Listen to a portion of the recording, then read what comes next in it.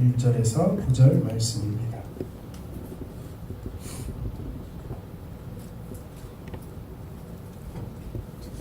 제가 한 절 읽고 여러분들이 한 절 읽고 해서 교독하도록 하겠습니다. 이는 곧 너희 하나님 여호와께서 너희에게 가르치라고 명하신 명령과 규례와 법도라. 너희가 건너가서 차지할 땅에서 행할 것이니 곧 너와 내 아들 내 손자들이 평생에 내 하나님 여호와를 경외하며 내가 너희에게 명한 그 모든 규례와 명령을 지키게 하기 위한 것이며 또 내 나라를 장구하게 하기 위한 것이다. 이스라엘아 듣고 삼가 그것을 행하라. 그리하면 내가 복을 받고 내 조상들의 하나님 여호와께서 내게 허락하신 같이 적과 꿀이 흐르는 땅에서 내가 크게 번성하리라. 이스라엘아 우리 하나님 여호와는 전쟁이 여호와이시니 너는 마음을 다하고 뜻을 다하고 힘을 다하여 내 하나님 여호와를 사랑하라. 오늘 내가 내게 명하는 이 말씀을 너희 마음에 새기고 내 자녀에게 부지런히 가르치며 집에 앉아있을 때에든지 길을 갈 때에든지 누워있을 때에든지 일어날 때에든지 이 말씀을 강론할 것이며 너는 또 그것을 내 손목에 매어 기울여 삼으며 내 미간에 붙여 펴고 같이 읽겠습니다. 또 내 집 문설주와 바깥문에 기록할지니라. 아멘. 오늘의 말씀은 이번 주하고 다음 주에 걸쳐서 두 번에 걸쳐서 할 예정입니다. 그리고 제목은 뭐냐면 풍요로운 시대의 신앙교육입니다. 풍요로운 시대에 우리가 가져야 될 신앙, 혹은 풍요로운 시대에 우리가 가르쳐야 될 신앙의 교육, 이렇게 말할 수 있습니다. 오늘날 우리나라의 한국 교회를 위기라고 다들 말합니다. 오늘 말씀은 그렇게 막 가벼운 내용은 아니지만 여러분한테 중요한 내용이라고 저는 생각합니다. 위기라고 생각하는 걸 누구도 반발할 수 없습니다. 기독교인의 수가 줄어드는 것은 차치하더라도 기독교가 더 이상 세상에서 존경을 받거나 혹은 두려움과 경외의 대상이 되고 있지 않다는 겁니다. 그러니까 영향력을 주지 못하는 종교가 되었습니다. 그렇다고 해서 현재 기독교인들이 열심히 줄어든 것도 아닙니다. 굉장히 열심히 합니다. 얼마나 많은 교회와 성도들이 하나님을 위해서 그리고 교회를 위해서 열심을 내고 또 얼마나 많은 일들을 하고 있는지 모릅니다. 그럼에도 불구하고 더 이상 한국교회는 경건의 능력을 상실했다라고 진단하고 판단하는 것을 학자들뿐만 아니라 우리들도 다 그렇게 생각을 해요. 우리는 오늘 이 문제를 가지고 진지하게 고민을 하고 이것이 비단 다른 교회의 문제가 아니라 우리의 문제이고 우리의 교회의 문제라는 것을 생각하면서 이 말씀을 좀 같이 받아들였으면 좋겠습니다. 왜냐하면 점점점 우리나라 교회는 나이 든 사람만 있고 젊은 사람들은 점점 사라지고 있습니다. 중고등부가 없는 교회가 허다하고 부산만 해도 3%밖에 되지 않습니다. 기독교 인구가. 주일학교도 그렇고 청년부가 없어진 교회 많고 요즘에 청년부도 일부 교회만 모여있고 그쪽으로 또 청년들이 가게 되고 이런 것을 보게 됩니다. 자, 오늘 말씀의 배경을 좀 살펴야 됩니다. 왜 그러냐면 오늘의 말씀은 모세가 모압 평지 앞에서 가나안을 들어가려고 이제 준비하고 있는 60만 명의 이스라엘 백성을 대상으로 이 말을 합니다. 이거는 마지막 설교이고 유언입니다. 애굽을 떠나온 사람 중에서 다 죽었습니다. 모세와 여호수아와 갈렙을 빼놓고 60세 이상이 된 사람은 아무도 없는 거예요. 어린아이나 혹 광야에서 태어난 사람들만 이제 이 모압 평지에 서 있는 겁니다. 그들은 모두 다 뭐 했냐면 광야가 주요 근거지였습니다. 그러니까 그들의 고향은 광야였습니다. 광야. 그래서 40년 동안 그들은 광야에서 살았고 거기서 훈련을 받은 겁니다. 이 광야라는 곳은 지금도 가보면 그렇지만 굉장히 척박한 땅입니다. 먹을 것이 없고 물이 없고 낮에는 엄청 뜨겁고 밤에는 엄청 춥습니다. 그 길을 이 60만 명이나 되는 이스라엘 백성들이 오직 하나님만 바라보면서 살아온 땅이었습니다. 그러니까 제일 중요한 문제는 뭐냐면 생존이었어요. 생존. 하나님이 만나를 주셔야 살 수 있었고 오늘을, 하나님이 메추라기를 주셔야 오늘을 살 수 있었습니다. 하나님이 물을 반석에서 내주셔야 먹을 수 있었고 가축을 먹일 수 있었습니다. 그리고 낮에는 구름 기둥으로 가려줘야 뜨거운 태양을 가릴 수 있었고 밤에는 불 기둥이 있어야 그래도 몸을 좀 따뜻하게 할 수 있었습니다. 다른 것을 볼 겨를도 없었고 다른 것이 존재하지도 않았습니다. 오직 하나님, 오직 하나님만이 우리의 공급자이고 하나님만 붙잡으면 살 수 있고 하나님을 저버리면 우리는 죽는구나를 40년 동안 배운 겁니다. 근데 이제 모세가 떠나야 될 시간이 된 거예요. 모세도 여호수아도 갈렙도 이스라엘 백성도 가나안 땅을 들어가 보지는 않았습니다. 그렇다고 아예 몰랐다는 얘기는 아니에요. 다 알고 있습니다. 근데 이제는 문제가 달라지게 됩니다. 광야는 제일 중요한 문제는 생존이에요. 사는 거예요. 먹고 사는 거예요. 근데 가나안은 먹고 사는 문제가 아닙니다. 거기는 굶어 죽는 땅이 아니에요. 여기도 말한다면 젖과 꿀이 흐르는 땅입니다. 젖과 꿀이 흐르는 땅. 풍요로운 땅입니다.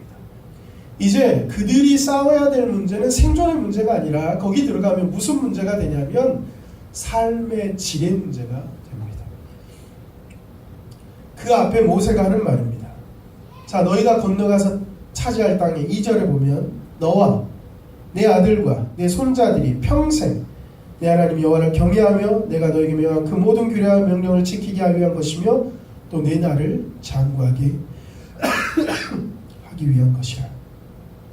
이걸 듣고 삼가 지키면 3절 끝에 보면 젖과 꿀이 흐르는 땅에서 내가 크게 번성하리라. 근데 여기에는 나와 있지 않고 뒤에 신명기 뒤에 보면 너희가 내 말을 지키지 않으면 젖과 꿀이 흐르는 땅에서 너희가 속히 망하리라. 젖과 꿀이 흐르는 땅이 변하는 건 아니에요. 내가 거기서 크게 번성할 거냐 아니면 속히 망할 거냐, 그걸 가르치는 겁니다. 자, 생존의 문제가 아닌 또 다른 국면에 지나갈 때 모세가 이스라엘 백성에게 가르치는 말이죠. 그게 뭐냐면 4절과 5절입니다. 근데 왜 이게 우리에게 중요하냐면 우리들도 비슷하기 때문에 그렇습니다. 지금 이 상황이 한국교회와 한국의 상황과 똑같기 때문에 그렇습니다. 우리나라는 일제시대와 6.25 동란을 거치면서 폐허가 된 나라입니다. 우리나라에 지금은 안 그렇지만 여기 계시는 유순희 권사님부터 시작해서 나이 드신 김종석 집사님 다 먹고 사는 문제가 제일 중요한 시대를 살아왔어요. 60, 70년대는 우리의 구호는 뭐냐면 다 필요 없어, 잘 살아보세요. 세 끼 밥 먹고 싶다, 이거예요. 네, 맞습니다. 저 어릴 때 저 노래 듣고 잘 살아보세요. 우리에게는요, 집에서 누가 나를 패냐 이건 중요한 게 아니야. 집에서 밥을 줘. 그래서 부모님이 때려도 집에 있어야 되는 거예요. 남편이 부인을 때려도 집에 있어야 되는 거예요. 남편이 밥 벌어 먹게 살게 해주면 그걸로 좋은 남편인 거예요. 그런 시대를 우리가 살아왔어요. 지금 이해할 수 없지만 제일 큰 문제는 생존이었습니다. 정치인들이 뭔 짓을 해도, 유신헌법이 뭐여도, 자유가 압제당해도 먹고 살기만 하면 된 거예요. 그게 우리나라였습니다. 다른 거는 바라볼 틈이 없었습니다. 삶의 질, 즐거움, 행복, 가치 이런 것들은 발견할 틈이 없었어요. 오늘 먹고 살아야 됐습니다. 한국교회도 다르지 않았습니다. 한국교회도요, 생존이 제일 중요했습니다. 그래서 우리나라 교회는 기본적으로 비장해요. 그죠? 교회가 기쁘고 즐겁고 하나님께서 우리에게 은혜 주시고 이게보다는 비장합니다. 죽으면 죽으리라. 이 악물고 순교의 피를 맨날 그래. 우리 요즘 순교하는 사람이 어디 있어요? 근데도 맨날 우리는 순교를 부르짖죠. 우리는 기본적으로 비장할 수밖에 없는 건 한국교회의 바탕은 생존에 있었기 때문에 그렇습니다. 기독교는 매우 소수였습니다. 동네에 교회가 하나 있지 않았습니다. 많은 동네 중에 하나 있었습니다. 교회 다니기 위해서 몇 일을 10일을 막 걸어가는 사람도 허다했었습니다. 소수였고 교회를 세우고 예배를 드리고 하나님 앞에 나오는 일은 굉장히 힘든 일이었습니다. 거기다 우리나라는 유교 사상이 아주 깊었기 때문에 제사 안 드리는 저 망할 놈의 종교라고 해서 얼마나 핍박이 심했는지 모릅니다. 서양 귀신 섬긴다고 최근까지도 그렇게 힘들게 한 역사가 많습니다. 어렵고 힘들게 교회 나갔고 기도했고 예배드렸습니다. 온갖 핍박 속에서 신앙을 지킨 사람들이 주위에 부지기수였습니다. 제가 어릴 때만 해도 저희 교회에 남편 몰래 교회에 오는 사람들이 허다했습니다. 들키면 막 맞고 막 쫓겨나고 막 이런 사람 쫓겨나서 교회에서 자고 이런 사람들 많았어요. 네, 동네가 시골이어서도 그렇겠지만 그런 시대였습니다. 목사들은 무지하게 가난했습니다. 사례를 받기가 어려웠습니다. 사례가 그래서 목사들은 교회에서 사례가 돈이 아니라 뭐 쌀, 감자, 가지, 뭐 호박 이런 것들을 교회 막 집사님들이 갖고 와가지고 먹였습니다. 목사님들은 힘들었고 교회를 개척했고 그러면서 사람들에게 복음을 전하였습니다. 교회는 진짜 생존의 문제였습니다. 오직 하나님만 바라봤습니다. 그래서 선배 목사님들은 맨날 하는 말에 교회가 아니고 기도해, 기도하면 돼. 이런 시대였어요. 그리고 실제로 아무 짓 안 해도 막 기도하고 있으면 막 사람이 오고 이랬단 말이죠. 오늘날은 그런 시대는 아닙니다. 이건 뒤에 설명하겠는데 그렇다 기도가 소용이 없다는 얘기가 아니라 다르기 때문에 그렇습니다. 하나님만 바라봤어요. 목사님을 비롯해서 성도들이 다 주의를 지키기 위해서 온갖 핍박과 손해를 다 감수했습니다. 예배도 얼마나 많은지 몰라요. 수요예배, 새벽예배, 금요철야, 수요일 오전, 주일학교, 점심 먹고 또 하는 데도 있었지만 모임하고 저녁예배까지 있었습니다. 그런데 그거 지친다, 힘들다 말하지 않았습니다. 왜냐하면 그때는 토요일날도 안 쉬었어요. 근데도 그렇게 왔습니다. 왜? 교회에 오는 것만으로 좋아서 그랬어요. 교회에만 오게 해준다면 내가 교회에서 뭘 해도 좋겠다 그랬었어요. 뭐 이런 얘기 들으면 야 옛날 얘기구나 이렇게 생각하신 분도 있고 맞아 그랬지 라는 사람도 있겠죠. 힘든 줄도 모르고 지치는 줄도 모르습니다. 저희 교회도 저희 어릴 때 교회도 주일날 자격증 시험이 있으면 그걸 보러 가지 않아서 무자격으로 승진이 안 된 사람들이 아저씨들 중에 꽤 많았었어요. 진짜. 그런데 그렇게 해서 교회가 실제로 세워졌고 정말로 건축이 됐고 그때 막 척박치고 하다가 건축하고 막 이랬었어요. 전도가 됐고 부흥의 열매를 맛보았던 시대입니다. 하나님만이 모든 것을 주셨고 하나님께서 모든 것을 지키셨습니다. 우리가 지나왔던 시대는 생존의 시대입니다. 근데 문제는 뭐냐면 이 이스라엘 백성과 똑같이 시대가 바뀌었습니다. 우리는 더 이상 먹고 사는 문제 가지고 아동바동하지 않습니다. 생존의 문제가 우리의 문제가 아니라 우리는 무슨 문제로 접어들었냐면 삶의 질의 문제로 바뀌었습니다. 우리나라도 풍요로워졌을 뿐만 아니라 한국교회도 풍요로워졌습니다. 교회는 커졌고 기독교인의 숫자는 어마어마하게 많아졌습니다. 성도들 중에 어느 누구도 교회 나간다고 핍박당하는 사람이 아무도 없습니다. 도리어 안 나간다고 핍박을 당하는 경우가 많죠. 주일은 모두 쉽니다. 주일날 자격증 시험 보면 혼나요. 막 교인들이 막 서명하고 이렇게 기독교가 힘이 세져서 그렇습니다. 교회 가는 것도 쉬워졌습니다. 주차장 곳곳에 뭐 엎어진 교회예요. 아무 교회나. 생존의 문제를 지났습니다. 그래서 삶의 질의 문제가 되었더니 이제 성도들은 뭘 얘기하게 됐냐면 하나님 앞에 내가 나갈 수만 있으면 좋았다라고 말하던 데서 뭘로 바뀌었냐면 교회가 하나님이 나에게 무엇을 줄 수 있느냐, 나에게 이 교회가 이로운 것이 무엇이냐 라는 판단을 하는 때로 바뀌었습니다. 이게 제가 잘못됐다, 이상하다 말하는 게 아니라 우리 현실이 그렇다는 겁니다.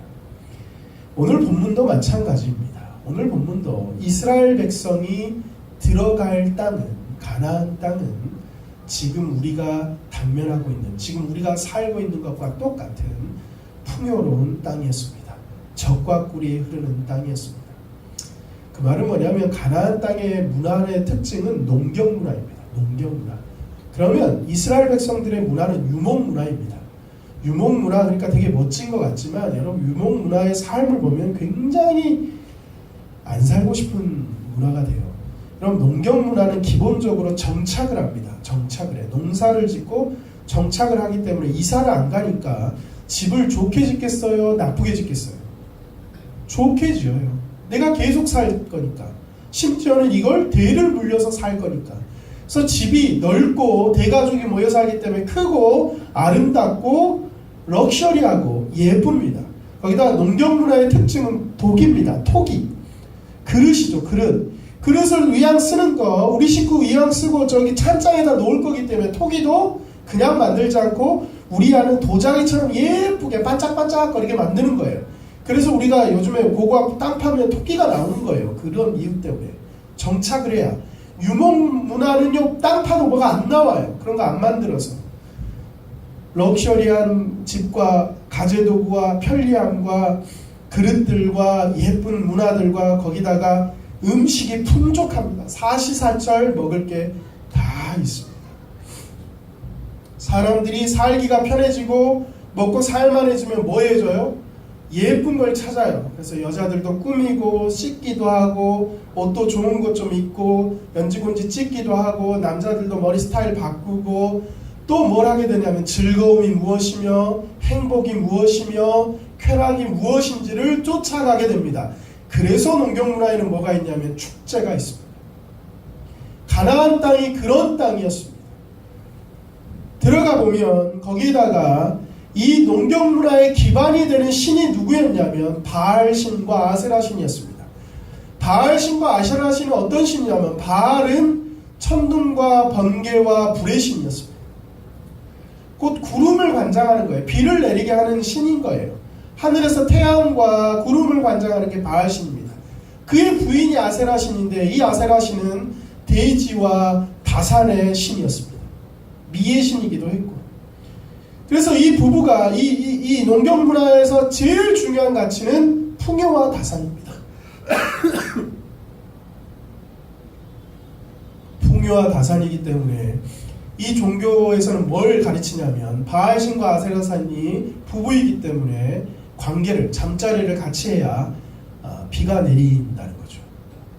비가 내리게 되면 땅에서 씨앗이 열매요. 마치 사람이 잠자리를 가지면 아이가 태어나는 것과 비슷한 연상을 하시면 됩니다. 그렇게 해서 풍요롭고 다산이 되고 많이 거둘 수 있다고 여겼기 때문에 바알 신전과 아세라 신전에 가면 바알 신전에서 종사하는 사역자들이 있었어요. 신전 창기들이. 바알 신전에는 여자들이 있었고 아세라 신전에는 남창이라고 남자 미동들이 있었습니다. 그래서 사람들이 예배 드리러 가면 바알 신전에서 예배를 드리면 그 관계를 맺는 게 예배 순서입니다. 아세라 신도 마찬가지예요. 먹을 것이 풍요롭고 예쁘지 아름다운 사람들이 있고 즐겁고 아무것도 요구하지 않습니다. 뭐라 그래요? 우리가 바알신과 아세라신을 와서 즐겁게 놀고 마음껏 먹고 마음껏 즐기고 나면 그것을 바알신과 아세라신이 좋아해서 풍요로움과 다산을 준다는 거예요. 얼마나 좋아요. 그런 가나안 땅을 이스라엘 백성이 들어가는 거예요. 이스라엘 백성들을 딱 들어가서 봐봅시다. 자기는 유목문화예요. 유목문화 멋진 것 같습니까? 자 보십시오. 집은 있어요 없어요? 집은 없어요. 천막이야 천막. 천막인데 오래 써가지고 달았어. 그래서 펼치면요 하늘이 보이 구멍이 둥둥 뚫려 있어요. 진짜로. 그걸 갖다 어디에 맸어요? 뭐 말이나 뭐 소나 이런 데다 맸어요. 이거 매고 있습니다. 가재도구는 뭐예요? 가구는 거의 없어. 가구는 들고 다닐 수 없어. 그릇들은 뭐예요? 어떻게 토기로 만들 수 깨지는데 뭘로 만들어요? 나무 깎아서 만들어요. 안 깨져야 되니까. 우리식으로 하면 플라스틱. 거기다 옆에 여자를 봤더니 여자가 안 씻은 지 한 6개월쯤 됐어요. 피부가 바로 자외선이 차단돼. 진짜예요. 실제로 베두인들은 그래서 여기를 안 닦는 거예요. 피부를 보호하기 위해서. 진짜 막 저절로 차단이 돼.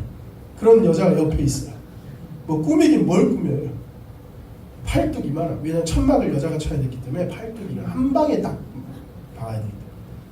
그 여자가 남자를 딱 봤어요. 어때요? 냄새가, 여러분 양하고 염소 뭐 이런 것들 냄새는 이루 말할 수 없어요. 그냥 안 사라져요. 이게 그 제가 경험한 건 아니고 성지순례 갔던 분의 경험담을 들은 건데, 그 베두인이 지나는 시나이 반도를 버스를 타고 지나가는데 에어컨 빵빵히 튼 버스를 지나니까 시원하고 좋은데 베두인 꼬마가 10대 베두인이 어린 양을 이렇게 안고 뜨거운 볕을 이렇게 걷고 있더라고요. 얼마나 짠해. 이게 이제 양이 너무 어려서 걷지 못하니까, 그러니까 집사님들이, 권사님들이 막 극률한 마음에 기사님 우리 저 사람 태웁시다 이랬어요. 그러자고 딱 섰어요. 딱 서고 문을 열고 타는 순간 다 후회했어. 왜?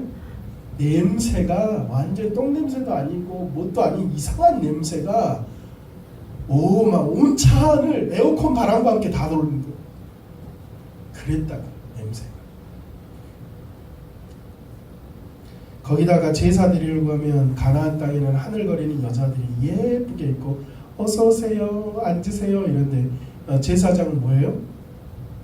양 잡아갖고 피 퍽 내고 피 막 쏟아놔주고 덥수룩한 아저씨가 앉아가지고 엄숙한 경고, 너 죄 때문에 네가 죽을 걸 대신 죽는다 막 이러고 있으니 분위기는 축제는 아니고 엄숙한가 경건함이죠. 이런 문화를 가진 땅으로 들어가는 거예요. 제가 우리나라가 더 이상 생존의 문제로 가르치는 것 가지고는 안 된다는 건 여기 있습니다. 여러분, 이 땅은요, 우리나라는 풍요로운 땅입니다. 코리안 드림을 꿈꾸고 많은 이방의 나라에서 들어옵니다. 그런 땅입니다. 지금 이 땅을 지배하는 게 누굽니까? 이 땅을 지배하는 건 뭐예요? 돈이죠. 돈. 아닙니까? 돈을 신학적으로는 뭐라고 표현하냐면 만몬신이라고 말합니다. 말을 갖다 붙인 거지만 어쨌든 간에 돈입니다. 돈이 풍요로움입니다. 돈이 부함이고, 돈이 귀함이고, 돈이 권력입니다. 돈이면 안 되는 것이 있나요, 없나요? 없어요. 목사 입에서 이렇게 말하면 딱 없어. 요것만 딱 따져봐가지고 막 이상한 대로 하면 안 돼요. 돈이면 안 되는 게 없습니다. 암에 걸려도요, 돈이 없는 사람은 고통스럽고 빨리 죽는데 돈 많은 사람들은 약이 다르답니다. 의료보험 되지 않는 약은 엄청 비싼데 덜 아프고 덜 고통스러워서 되게 오래 삽니다. 제가 이걸 지구촌교회에 다니면서 느꼈던 겁니다. 지역이 다른데 암에 다 걸리는데 부자 동네에 사는 사람, 암에 걸린 사람들이 많아요. 왜 많아? 오래 사니까. 이쪽은 적습니다. 왜냐면 빨리 죽으니까. 돈이면 거의 안 되는 게 없습니다. 럭셔리한 집이 있어요. 정말 아름다운 온갖 인테리어가 있습니다. 요즘 집에 들어가 보세요. 예쁜 집, 평수 넓은 집, 전원주택 이런 거 얼마나 관심이 많습니까? 이 집 짓는데 얼마 들었습니까? 인테리어 얼마예요? 평당 요즘 2천 정도 합니다. 너무 예쁘다. 우리 집도 이러면 좋겠다. 가구들도 얼마나 좋은 가구들이 들어가 있는지 모릅니다. 그리고 그런 곳에 사는 사람이 너무 부럽습니다. 돈이 있으면 여행을 가고 시간이 많고 경험을 할 수 있습니다. 즐거움을 누립니다. 내가 누릴 수 있는 쾌락과 혜택을 다 누릴 수 있습니다. 돈이 있으면 더 좋은 건 뭐냐면 아이들에게 더 많은 것들을 제공할 수 있습니다. 우리 아이에게 돈 주어서 여행도 보내고 좋은 경험도 시키는데 다 돈이 들어요. 그들한테 공부시킬 수도 있습니다. 과외 선생님 붙일 수도 있고 그들을 성공하게도 할 수 있습니다. 슬픈 얘기지만 더 이상 개천에서 용을 나지 않습니다. 우리나라는. 돈 많은 부모에게서 자란 아이들이 좋은 대학을 간다고 통계가 이미 말하고 있습니다. 그 아이들이 성공해서 다시 돈을 많이 벌게 해줄 수 있다고 여기고 또 우리의 부유함으로 재산을 사서 아이들한테 넘길 수 있습니다. 이 부유함을 대를 이어서 연결할 수 있는 세상입니다. 돈이 주인이 된 시대이고 풍요롭고 아름답고 즐거운 세상입니다. 그리고 우리는 모두 다 이 풍요로움을 갈망합니다. 이 풍요로움의 근간이 되는 돈을 사랑합니다. 안 그렇습니까? 돈을 사랑합니다. 저도 사랑합니다. 성경에서는 돈을 사랑하지 말라는 얘기가 종종 나옵니다. 히브리서 13장 5절에 보면 돈을 사랑하지 말고 있는 바 족한 줄로 알라. 그가 친히 말씀하시기를 내가 결코 너희를 버리지 아니하고 너희를 떠나지 아니하리라 하셨느니라. 돈을 사랑함이 일만하게 뿌리다. 들어보셨죠? 근데 우리는 돈을 사랑하게 됐습니다. 내가 혹 가지지 못했다면 길을 쓰고 우리 아이들은 가져야 된다고 생각합니다.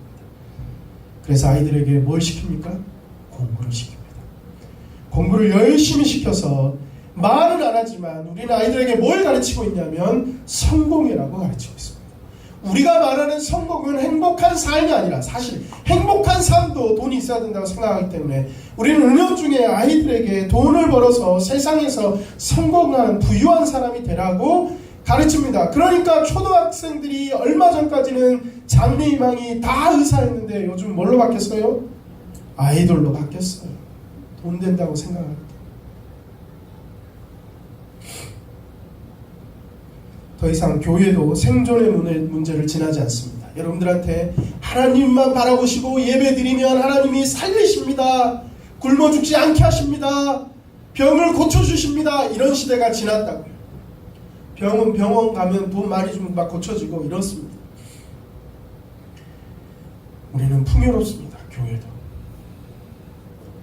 우리는 교회를 들어가도 교회 인테리어를 봅니다. 아, 이 교회 멋지다. 아, 이 교회 하나님이 은혜 주셨구나. 이렇게 생각합니다. 이스라엘 백성도 우리들도 생존의 문제를 넘어서는 풍요로움의 시대를 들어갈 때 모세가 하나님이 무엇을 가르치느냐는 거예요. 무엇을. 자, 가르쳤던 내용을 들어봅시다. 4절과 5절입니다. 4절은 오늘 말하고 5절은 다음 주에 얘기할 겁니다. 4절 같이 읽겠습니다. 이스라엘아 들으라. 우리 하나님 여호와는 오직 유일한 여호와시니. 자, 모세가 뭘 말하냐면 오직 여호와가 유일한 하나님. 다른 신 많이 있지만 바알도 있고 아세라도 있고 다른 신도 있지만 너희가 경험했듯이 그곳에 가서도 여호와 하나님이 나의 유일한 하나님이라는 거예요. 이 말은 무슨 말이냐면 누가 왕이냐는 겁니다. 누가 주인이냐는 겁니다. 나의 주인은 하나님, 나의 주인은 나의 왕은 하나님이라고 고백하는 거예요. 이 말은 더 나아가면 누가 나의 공급자냐는 거예요. 내가 누구로부터 공급을 받냐는 거예요. 내가 하나님으로부터만 공급받는 겁니다. 하나님만이 나의 전부입니다 라는 것이 이 말입니다. 돈이 나에게 주는 것이 아니고 돈이 나에게 전부가 아니라 하나님만이 나의 공급자입니다. 나의 주인입니다. 나의 전부입니다 하는 말이 우리 하나님 여호와는 오직 유일한 여호와이시니. 성경의 메인 주제, 끝까지 간통하는 주제가 하나님은 사랑이시다라는 주제가 있다면 또 다른 주제는 뭐냐면 누가 너의 왕이냐 라는 주제가 있습니다. 누가 너의 왕이냐, 누가 너를 다스리고 누가 너를 공급하며 누가 너의 분기시며 누가 너의 전부냐고. 더 정확히 말하면 너의 하나님이 여호와냐 아니면 바알이냐, 너의 하나님이 너희가 끝까지 믿고 있었던, 지금까지 믿어왔다는 하나님이냐 아니면 너에게 풍요로움과 다산과 좋은 집과 멋진 사람들과 돈을 약속하는 바알이냐 라고 묻는 겁니다.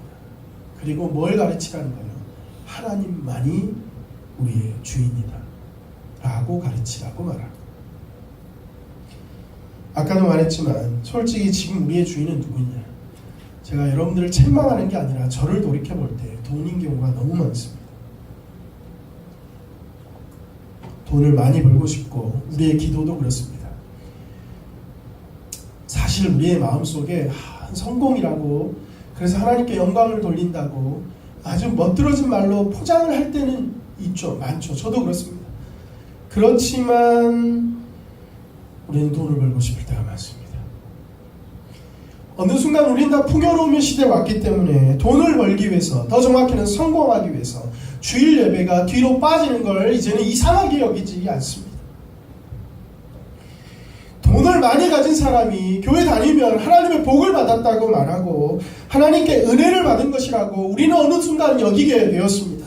교회를 보면서도 제가 만약에 개척을 했는데 10년 내에 멋들어진 건축을 하면서 성도들이 많아지면 다들 저를 보고 하나님이 은혜 주셨구나, 하나님이 복 주셨구나, 큰 목사가 되었구나, 하나님께 큰일 하는구나 라고 말합니다. 주위에서 다 그래요. 목사들끼리만 그런 게 아니라 성도들도 그렇게 여깁니다. 목사는 더 이상 가난하지가 않습니다. 물론 개척교회 목사나 부목사는 여전히 가난하지만 웬만한 담임 목사는 가난하지 않습니다. 교회는 부유합니다. 돈이 모든 것을 할 수 있는 것처럼 보입니다. 돈이 있으면, 사람이 있으면 웬만한 건 다 이루어집니다. 그래서 교회 재정은 투명하지가 못합니다. 돈을 어떻게 쓰고 있는지, 어떻게 사용하고 있는지를 교회마다 투명하게 공개를 못해요. 왜냐하면 그 교회의 주인이 하나님이 아니라 돈이 되어버리고 있기 때문에 그렇습니다. 그러면서 교회가 복을 받고 하나님의 은혜를 받는 것은 부유해지는 것이고 아름다운 예배당을 건축하는 것이며 멋진 교육관을 만들고 기도원을 만드는 것이라고, 그게 하나님께 영광을 돌리는 것이라고 은연중에 얘기하고 있습니다. 우리는 아이들에게 무엇을 가르치고 있습니까? 저도 다 포함된 겁니다. 공부를 열심히 하라고 가르칩니다. 특별히 국어, 영어, 수학은 잘해야 됩니다. 지금도 기초를 다져야 된다고 초등학교 때부터 말합니다. 공부 잘하세요. 좋은 대학 가라고. 그래서 좋은 직장에 취직하라고 가르칩니다. 그래서 성공하고 돈 많이 벌고 그때 가서 신앙생활에도 늦지 않고 그때 가서 해도 결코 모자라지 않다라고 생각합니다. 우리가 지금 아이들에게 무엇을 가르치고 있습니까? 아이들은요, 우리의 말로 배우는 적이 없습니다. 아이들은 우리의 삶으로 배우지, 우리의 행동으로 배웁니다. 그래서 아이들은 앞에서 배우는 게 아니라 부모의 뒷모습을 배운다고 그럽니다. 우리가 하나님 앞에 주인으로 살고 있는지 돈으로 주인으로 살고 있는지를 아이들은 그냥 그대로 배웁니다. 그런데 우리가 아이들한테, 저를 돌이켜보고 강희 유리한테 보니까 정말 제대로 가르쳐준 게 없더란 말이죠. 좋은 아빠 되려고 잘 놀아주고 잘 먹여주고 친구처럼 논다고 했는데 보니까 이 아이들한테 어떤 가치를 가르쳤는지 모르겠는 거예요. 주일날 주일학교 가서 열심히 배우면 그걸로 족한다고 생각하는 건지, 저한테도 굉장히 많이 반성한 기회였습니다. 우리가 세상의 풍요로움을 좋아하는 것을 아이들은 이미 배워가고 있습니다. 그러나 이 현실은요, 세상이 풍요로운 것 같지만 녹록지 않습니다. 한 해 우리나라에 졸업하는 고등학생 수가 60만 명입니다. 한 해 60만 명이 고3으로 졸업합니다. 그 중에서도 서울 안에 있는 대학의 신입생의 수는 3만 7천 명입니다. 물론 왔다 갔다 하지만 3만 7천 명입니다. 몇 프로예요? 계산 잘하시는 분 빨리 하지만 극소수의 프로테이지로 할 수 있어요. 그 중에서 취직 잘 되는 대학, 소위 대기업을 갈 수 있는 대학, 서울대, 연고대를 비롯한 이름 있는 대학의 신입생의 숫자는 1만 2천 명입니다. 엄청 작죠. 1% 정도 되는 거예요. 1%. 그 1만 2천 명이 꾸준히 자라서 대학을 졸업하는데 군대도 갔다 오고 그러면 스펙도 쌓고 막 엄청 돈 들여가지고 해가지고 졸업한다 칩시다. 그 사람이 우리나라 한 해에서 소위 말하는 성공했다고 말하는 대기업을 뽑는 신입사원의 숫자는 6천 명 정도입니다. 그것도 많을 때. 비정규직 말고 정규직 말하는 6천 명. 그래서 6천 명 들어갔다 치면은요, 60만 명에서 6천 명은 0.1%가 될 거예요. 그런가요? 자, 여러분 잘 못해서 엄청 작죠. 근데 그 6,000명의 근속 연수, 그 회사에 근무하는 연수, 지금 다 통계 얘기예요. 몇 년이냐면 12년에서 13년입니다. 그러니까 30살에 들어가면 42살이나 43살 되면 퇴직하고 나와야 돼요. 그럼 이 퇴직하고 나온 사람들이 뭘 해요? 치킨집 하죠. 얼마 전까지 치킨집 했고 요즘에는 카페 합니다. 다음에는 뭐 할지 모르겠습니다. 다 치킨집이에요. 치킨집의 90%가 망합니다. 망했어요. 겨우 프랜차이즈에 들어간 사람들만 좀 살아남았습니다. 카페도 마찬가지고. 이게 우리의 현실이에요. 성공해서 가르치라고 말하는 그 아이들에게 우리가 은연중에 푸시해가지고 성공해라 말했지만 결론적으로는 우리가 생각하는 그것대로 이 아이들이 살면 다 실패자가 된다. 다 실패자가 돼요. 우리가 좋아하는 말 중에 하나, 먼저 그의 나라와 의를 구하라. 그리하면 이 모든 것을 너희에게 더하여 주시리라. 그래서 하나님 앞에 헌신하고 하나님의 나라를 위해서, 교회를 위해서 헌신하면 하나님께서 세상의 필요들을 나에게 채우실 거라고. 여기 때문에 이 말씀을 다 좋아하고 외웁니다. 근데 문제는 뭐냐면 내가 열심히 했는데 안 좋은 일이 일어나고 힘든 일이 일어나면, 혹 실패하게 되면 하나님 앞에 화를 냅니다. 왜 들어주지 않냐고. 왜냐하면 우리가 뭘 받기 때문에 그래요. 먼저 그의 나라와 그의 의를 구하라가 이 모든 것을 더하여 주시라의 목적이 되기 때문에 이걸 위해서 이걸 한다라고 생각합니다. 자, 다른 말로 할까요? 하나님 뜻대로 살면 하나님께서 잘 살게 해주실 거야. 맞아요. 이 말이 틀린 말은 아닙니다. 그러나 하나님을 믿는 이유가 잘 살기 위함이라면, 이 잘 삶이 세상에서의 성공을 말하는 거라면 우리는 돈을 우리의 목표로 여기고 우리의 왕으로 여기고 하나님을 이용하는 것과 같습니다. 제가 목회를 하면서 내 목표가 우리 교회가 성공하는 거고 부흥하는 거고 많아지는 거라고 여기면서 하나님의 말씀을 가르치고 내가 좋은 얘기를 한다 하더라도 내 마음속에서는 이미 뭐하고 있는 거냐면 하나님을 나의 주로 여기는 게 아니라 돈을, 성공을 나의 주로 여기는 겁니다. 하나님이 주인이시고 하나님이 왕이십니다. 여러분, 그 길을 간다는 것은 그 길이 나에게 잘 되는 길이어서 가는 게 아닙니다. 그 길이 참이기 때문에 가는 거예요. 내가 하나님께 속한 자이기 때문에. 세상은 저렇게 가도 내가 하나님의 백성이기 때문에 그 길을 가는 거예요. 그 길이 힘들고 그 길이 어려워도 그 길이기 때문에 가는 거예요. 그 길 가면 복 줘서 가는 게 아니라, 그 길 가면 영통해서 가는 게 아니라 그 길이 참이기 때문에 가는 거예요. 내가 아이를 잘 키우면 한 30년 후쯤에 노후연금처럼 아이들한테 돈을 받을까봐 아이를 키우는 게 아니라 내가 아빠니까 그냥 키우는 거예요. 아빠니까. 힘들어도 가는 거고 어려워도 가는 거예요. 왜냐? 아빠니까. 왜 우리가 그 길 가냐면 하나님이 주인이라고 여기는 자이기 때문에, 우리는 그리스도인이기 때문에 그 길을 가는 겁니다. 그 길을. 하나님의 백성이 아닌 사람들은 하나님 뜻대로 안 살아도 돼요. 그래도 성공합니다. 왜냐하면 하나님의 백성이 아니니까. 돈의 백성일 수 있고 사탄의 백성일 수 있습니다. 거짓의 아비일 수 있고 그 안에 있어도 괜찮기 때문에. 근데 우리는 하나님의 백성이기 때문에 하나님 뜻대로 안 살면 징계를 받게 돼 있어요. 그만큼 우리의 존재가 가치 있단 말이에요. 여호수아 24장 14절에 보면 지금 이 일이 지나고 난 다음에 여호수아 24장 14절에 여호수아의 마지막 장입니다. 이 여호수아가 이런 말을 합니다. 그러므로 이제는 여호와를 경외하며 온전함과 진실함으로 그를 섬기라. 너희의 조상들이 강 저쪽과 애굽에서 섬기는 신들을 치워버리고 여호와만 섬기라. 만일 여호와를 섬기는 것이 너에게 좋지 않게 보이거든 너희 조상들이 강 저쪽에서 섬기던 신들이든지 또 너희가 거주하는 땅에 있는 아모리 족속의 신들인지 너희가 섬길 자를 오늘 택하라. 오직 나와 네 집은 여호와를 섬기리노라. 네, 여러분, 오직 여호와. 우리는 그런 존재예요. 그리스도라고 이름하면 우리의 전부, 우리의 분깃, 우리의 공급자, 우리의 길이 그 길이라고 말하는 겁니다. 그리고 그걸 어떻게 가르치라냐면 6절부터입니다. 오늘 내가 내게 명하는 이 말을 너는 어디에 새기고 마음에 새기고 네 자녀에게 부지런히 가르치며 얼마나 부지런히 가르쳐야 되냐면 집에 앉아 있을 때든지 길을 갈 때든지 누워 있을 때든지 일어날 때든지 이 말씀을 강론하며 너는 이것을 손목에 메고 이마에 붙이고 그리고 네 집 문설주에다가 붙여서 절대 까먹지 말라. 뭐라고 새기고 뭐라고 가르치라고요? 하나님이 너의 주인이고 왕이다. 하나님이 너를 지켜주시는 거야.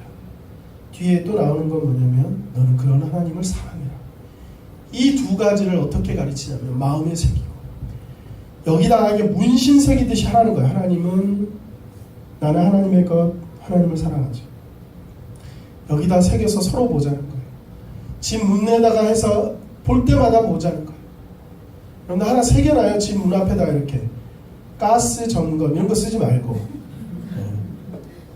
주택에다가 불 끄자 뭐 이런 거 쓰지 말고 하나님이 너의 주인이고 그 하나님을 사랑하라. 우리는 아이들한테 어떻게 가르쳐요? 부지런히 가르치는데 집에 앉아 있을 때든지 길을 갈 때든지 누워 있을 때든지 일어날 때든지 이 말씀을 강론하라. 계속 가르쳐. 우리가 우리 아이들에게 뭘 전해줄 수 있습니까? 여러분 돈을 전해줄 수 있습니까? 아니면 공부를 열심히 시킬 겁니까? 건강한 육체와 건강한 가정을 줄 겁니까? 다 못 줘요. 이 아이를 내가 할 수 있는 게 별로 없습니다. 좋은 나라를 물려줄 것인가? 그것도 우리나라 보면 쉽지 않은 일입니다. 좋은 환경 갈수록 더 어렵습니다. 우리가 이 아이한테 물려줄 수 있는 것은 두 가지인 거예요. 하나님이 너의 왕이시다. 그리고 너는 그 하나님을 사랑해야 된다. 여러분 이게 되고 있습니까? 사실은 제가 여러분들 책망하고자 하는 것도 아니고 이것 때문에 제가 이번 한 주간 너무 고민을 했어요.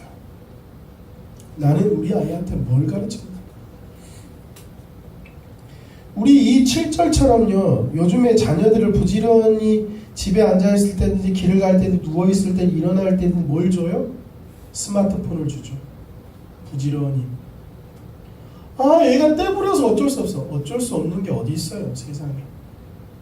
그럼 어쩔 수 없이 그렇게 잘하는 그럼 얘가 계속 떼부리면 다 해줄 거냐는 거예요. 여러분 스마트폰 얘기하는 건요 이제 웃기지도 않아요. 왜냐하면 말하기도 부끄러워. 왜냐? 애들 하지 말라 그러고 내가 하고 있으니까. 나는 우리 아이들한테 뭘 줬을까 한 주간 생각했는데 준 게 없단 말이죠. 여러분 어떠십니까? 저도 은연중에 아이한테 성공하기를, 공부 잘하기를, 아니면 좋은 아빠 되기를 해서 잘 놀아주고 세상이 말하고 있는 좋은 아빠의 그림을 가지고 내가 살아오고 있었단 말이죠. 성경에서는 자녀에게 이 두 가지 말고 가르치라는 얘기가 없어요. 길을 쓰고 가르치라는 거예요. 아이에게 누가 왕인지 너는 뭘 해야 되냐면 하나님을 사랑해야 된다고. 그 길이 행복한 길이고 그 길이 복된 길이고 그게 잘 사는 길이라서가 아니라 그 길이 참이기 때문에 그 길을 가르치라. 이 말대로 지키는 사람들이 지금의 유대인들이에요. 유대인들. 그래서 진짜로 여기다 메고 다니고 여기다 붙이고 다닙니다. 까만 통이 있어요. 가봄이 있어요. 이렇게 매는 게 있고 문설주에다 붙여놓습니다. 매주자라고 붙여놓습니다. 그리고 이것을 계속 강론합니다. 그래서 오늘날 유태인들이 성공하고 온 나라를 온 세상을 지배하고 있는 것처럼 보여요. 그러다 보니까 우리들은 유태인들의 그 교육을 따르고자 싶어서 어떻게 하면 성공하고 어떻게 하면 부해지고 어떻게 하면 빌 게이츠처럼 되고 스티븐 스필버그처럼 되고 어떻게 하면 또 누가 성공한 사람 누가 있냐? 웬만한 사람 다 성공했더라고. 그렇게 될 건지에 포커스를 맞추고 있는데 유대인들은 그러려고 한 게 아니란 말이에요. 유대인들이 이걸 가르치면서 유대인들의 2000년의 삶을 보면 누가 봐도 학살이고 누가 봐도 죽는 길이었단 말이죠. 하나님을 모시고 유태 종교를 가진 이유만으로 죽었어요. 특별히 2차 세계대전은 300만 명이 죽었어요. 유대인들의 인구의 3분의 1이 죽었다고요. 3명 중에 1명이 죽었습니다. 그때만 죽은 줄 아세요? 2000년 동안 얼마나 많이 죽었는지 몰라요. 그때 하나님이 짠 나타나서 너희를 살려주고 돈 많이 벌게 해주고 너희 잘 버티면 2000년에는 엄청 잘 살게 될 거야. 이런 약속 주지 않았어요. 그들이 볼 때 아버지도 죽고 할아버지도 죽고 친척 다 죽어도 자녀들에게 가르친 거예요. 뭐라고 가르치냐면 이 길이 참이기 때문에 하나님만이 너희 주인이고 그 길을 가고 하나님을 사랑해야 된다고. 복된 길이라서 복받는 길이라서 가라고 한 게 아니에요. 우리가 보아야 되는 건 이겁니다. 우리가 유대인처럼 가르친다고 성공한다는 게 아니에요. 그 길이 그 길이니까 가는 겁니다. 하나 얘기하고 마무리합시다. 요하난 벤 자카이라는 사람이 있습니다. 이건 한번 따라해 봅시다. 요하난 벤 자카이. 딱 유대인 같죠? 요하난 벤 자카이, 랍비입니다. 이 사람이 어느 때 랍비냐면 AD 70년경 예루살렘에 있었던 랍비인데 유명한 랍비입니다. 예수님이 돌아가시고 난 다음에 60년, 70년이 지나면서 유대인들이 로마에 대항해서 반란을 일으킵니다. 쉽게 말하면 독립운동을 합니다. 열심당이 추축이 되어서 독립운동을 합니다. 그래서 로마의 티토 장군이 군단 이름을 까먹었지만 군단을 데리고 데려와서 이스라엘을 점령합니다. 그러니까 진압하기 시작합니다. 그래서 쭉 가나안부터 내려와서 예루살렘을 마침내 포위합니다. 거기에 다 몰려든 거예요. 그러니까 몰려든 포위. 옛날에 성을 포위했다는 것은 아무도 못 나가는 거예요. 그 안에서 다 굶어 죽는 겁니다. 항복하라고 말합니다. 그러나 유대인들은 워낙에 독종이어서 항복을 안 합니다. 그 안은 아비규환이 되고 난리가 납니다. 요하난 벤 자카이라는 사람이 랍비인데 생각을 해보니까 이스라엘이 지겠거든요. 이길 가능성이 전무합니다. 이스라엘이 이 유대 민족이 다 사라지겠구나. 실제로 이 티토 장군이 이 성전을 무너뜨리고 예루살렘에 있는 남자들을 거의 다 학살합니다. 그리고 이 뒤에 마지막까지 항쟁하던 사람이 마사다로 가서 그 670명이 있는데 전부 자살하면서 이 반란이 막을 내립니다. 다 죽었어요. 정말로 많이 죽었습니다. 그때 이 요하난 벤 자카이가 생각을 해보니까 다 죽게 생겼어요. 그래서 소문을 냅니다. 요하난 벤 자카이가 굉장히 아프다. 굉장히 아프다. 소문을 쭉 내다가 요하난 벤 자카이가 죽었다. 소문을 제자들을 통해서 이제 냅니다. 그래서 제자들을 통해서 장례를 치릅니다. 장례를 치르고 관에 들어가서 이 예루살렘 포위망을 나갑니다.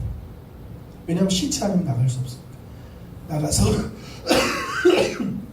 요하난 벤 자카이가 관뚜껑을 열고 나와서 이 티토 장군을 찾아갑니다. 티토 장군이요, 이 전쟁은 분명히 이스라엘이 집니다. 그리고 우리 민족은 거의 다 멸절이 될 겁니다. 그리고 당신은 장차 로마의 황제가 될 겁니다. 실제로 황제가 됩니다.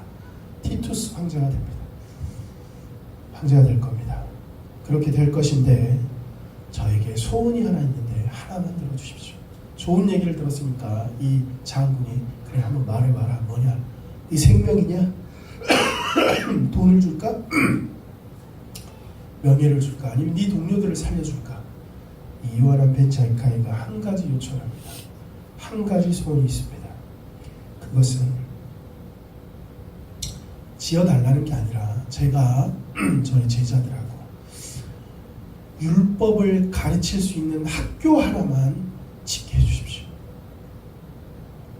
하나만 짓게 해주십시오. 그래서 예루살렘에서 꽤 떨어진 곳에서 학교를 하나 짓습니다. 우리만한 건물인 거예요. 그걸 하고 요하난 벤 자카이는 일찍 죽습니다. 이게 유대인들이 했던 거예요.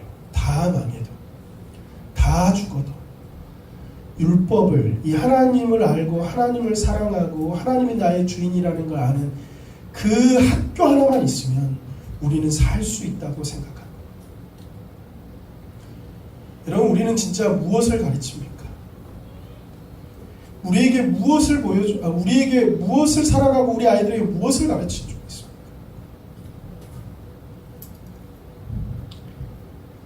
제가 이번 주에 그래서 아이들하고 처음 했어요. 뭘 했냐면 목사인데 성경을 얘들하고 한 번도 읽은 적이 없구나. 그래서 얘들한테 가르쳐야 되겠구나 라는 생각이 들었어요. 나도 읽고. 그래서 스마트폰을 거의 요즘에 안 하게 됐는데 내려놓고 책상에 큰 책상이 있는데 거기다가 애들 앉혀놓고 자기 전에 한 장씩 읽습니다. 돌아가면서 읽고 내가 질문도 하고 걔들이 질문도 하면서 이렇게 좋아할 수도 있구나 라는 생각을 했습니다. 제가 잘했다라는 게 아니라 저를 돌아보니까 우리 아이들에게 정말 뭘 가르쳤는가 싶더라고요. 아니 내가 어떻게 살았는가 싶은 마음이 들었습니다. 여러분 제가 이 말씀을 준비하면서 시간이 더 길어질 것도 알았고 또 하나는 이 말씀이 누가복음의 상상에 있지 않다는 것도 압니다만 이게 우리에게 너무 중요하기 때문에 그렇습니다. 무거운 얘기인 건 맞습니다. 그리고 이 말이 요즘의 시대에 맞지 않는다는 것도 압니다. 왜냐하면 요즘은 적과 꿀이 흐르는 땅에서 살기 때문에 그렇습니다. 이스라엘 백성이 이걸 지킬 때는 적과 꿀이 흐르는 땅에서 내가 크게 번성하지만 이걸 지키지 않으면 속히 망하게 됩니다. 어쩌면 이 땅의 풍요로움은 여전할 겁니다. 그러나 우리 교회가 무엇을 지키느냐에 따라서 교회가 번성하기도 하고 속히 망하기도 할 것입니다. 그럼 우리 정말 우리가 어떻게 살아야 되는지 무엇을 가르쳐야 되는지 진지하게 고민하며 한 가지씩이라도 실천하는 저와 여러분 되기를 간절히 바랍니다. 기도하겠습니다.